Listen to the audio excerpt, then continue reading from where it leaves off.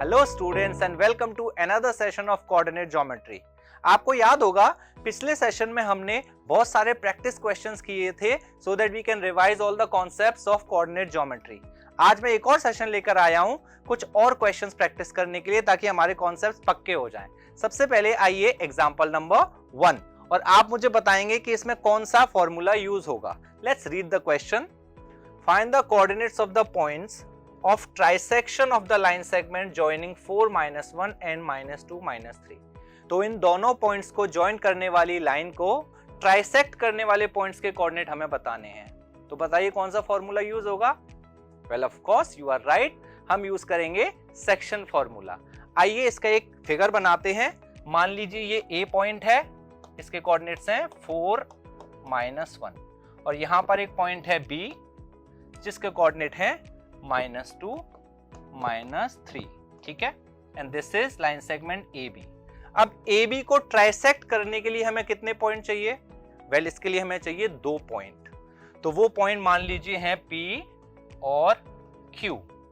अब आप बताइए कि अगर ये तीनों पार्ट्स इक्वल हैं, P और Q ए बी को ट्राइसेक्ट करते हैं, तो P ए बी को किस रेशियो में डिवाइड करेगा।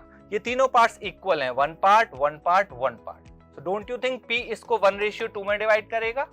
तो रेशियो हमारे पास है, n वर्टिसेस के कोऑर्डिनेट्स हमारे पास हैं, P के कोऑर्डिनेट्स फाइंड आउट कर लेते हैं by section formula. So let's do it. 1 × -2, पहले x कोऑर्डिनेट फाइंड आउट कर रहे हैं तो x कोऑर्डिनेट्स को ही यूज करेंगे।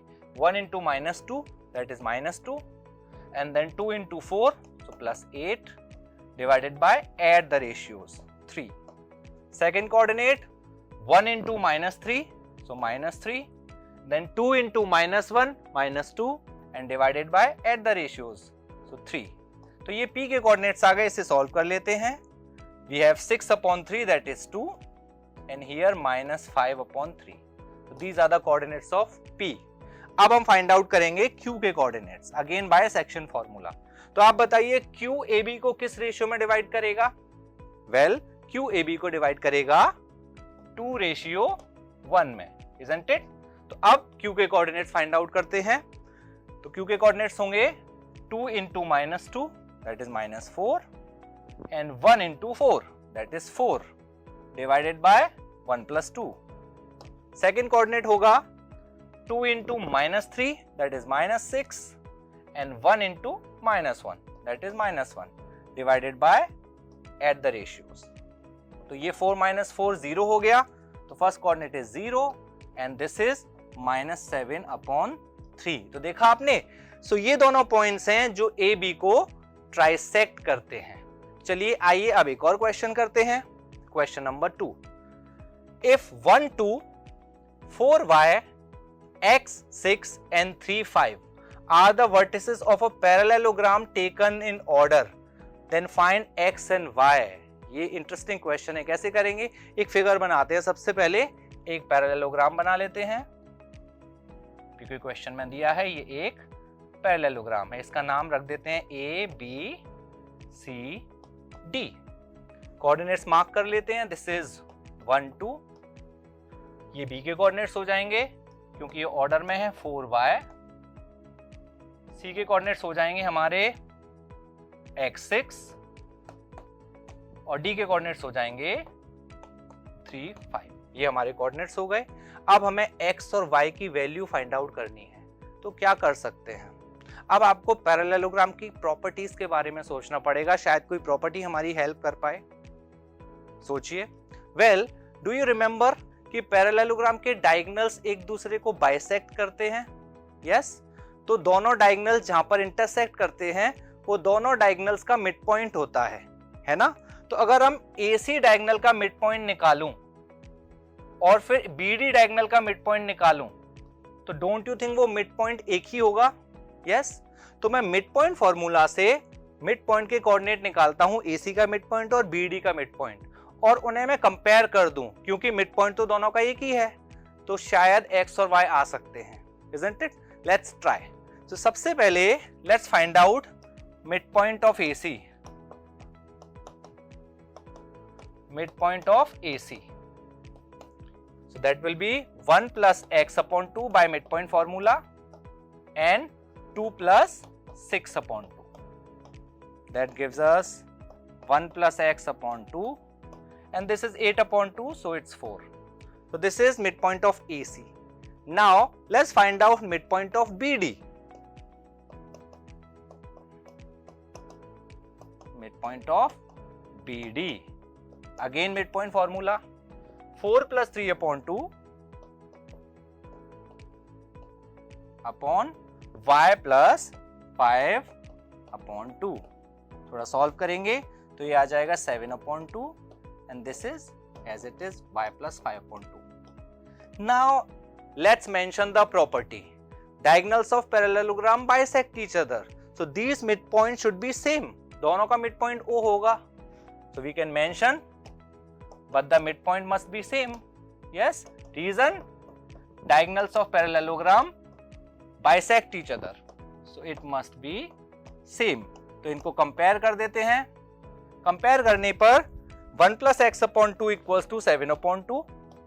So 1 plus x upon 2 equals to 7 upon 2 and let's compare the other coordinates.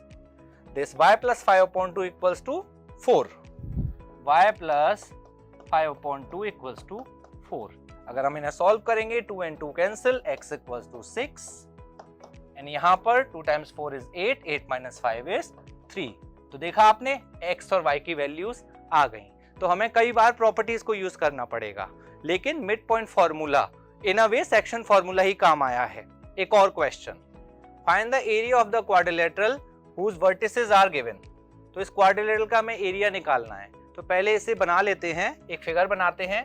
तो this is a quadrilateral, ABCD मान लेते हैं. लेबलिंग कर लेनी चाहिए हमेशा.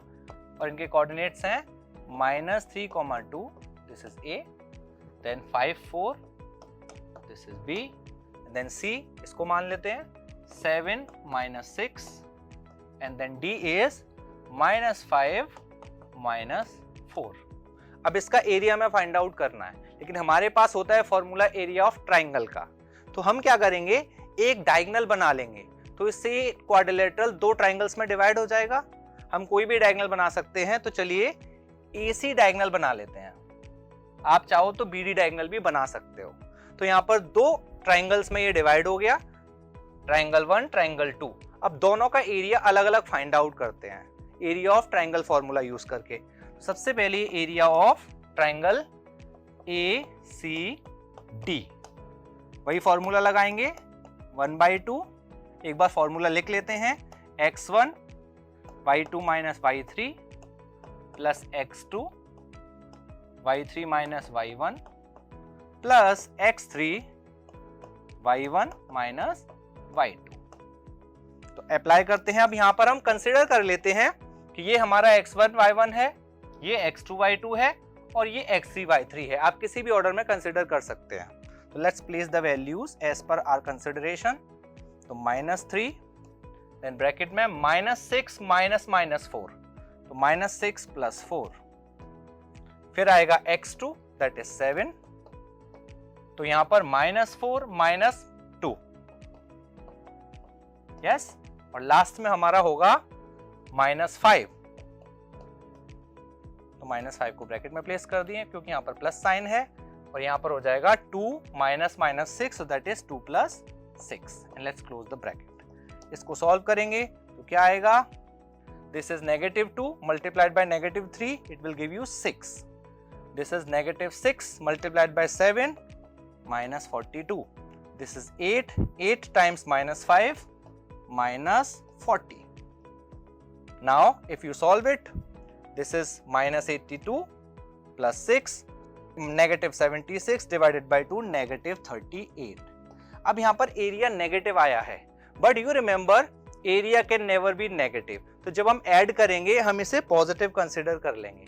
अब ये नेगेटिव क्यों आया, ये हमारी ऑर्डरिंग पर डिपेंड करता है. अगर हमारा ऑर्डर डिफरेंट होगा तो ये पॉजिटिव भी आ सकता है, बट एंड में हम इसे पॉजिटिव ही मानेंगे. ऐसा नहीं कि दोनों ट्राइंगल के एरिया को ऐड करेंगे, पहले दोनों को पॉजिटिव बनाएंगे फिर ऐड करेंगे, क्योंकि इंडिविजुअली दोनों का एरिया पॉजिटिव होगा. तो इसे हम पॉजिटिव कंसिडर करेंगे, राइट। अब सेकंड एरिया निकालते हैं, तो वो क्या होगा, वही फॉर्मूला लगाते हैं, एरिया ऑफ ट्राइंगल ABC।